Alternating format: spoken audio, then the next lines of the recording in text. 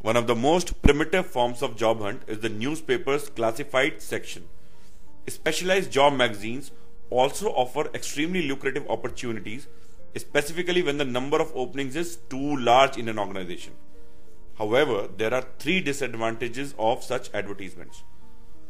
Although the advertiser mentions the kind of candidates required, still the number of irrelevant resumes is extremely large. There is no control at all on the quality of resumes received.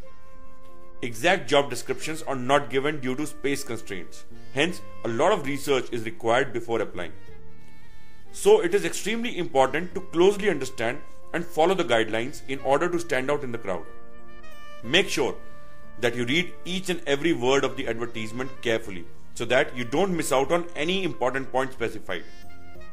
Research for all the company information including location, as you would not want to come across as an unprepared applicant. Target your resume and cover letter as per the specifications given and highlight the areas most relevant to the job details. Do not send a general resume made for all. Sometimes the employer puts down an online application link as well as an email address to correct the resumes. Ensure to do both. Try to find out the name of the hiring manager and address your cover letter, resume application or email to his name to make it personal.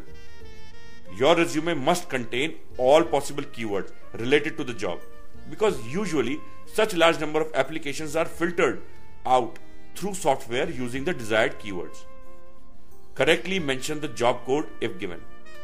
If a photo is required, ensure that you get it clicked professionally with a smiling face, dressed up in professional attire. A typical passport photo can get your application rejected. Always follow up to confirm the receipt if no acknowledgement is received. Email should be the preferred way. However, you may choose to call if a number is provided. But give them some time and don't be pushy for the feedback. And finally, remember to save a copy of that advertisement because you will be required to prepare for the interviews if shortlisted. So just keep the points in mind and I'm sure that you will find yourself as a successful applicant very soon.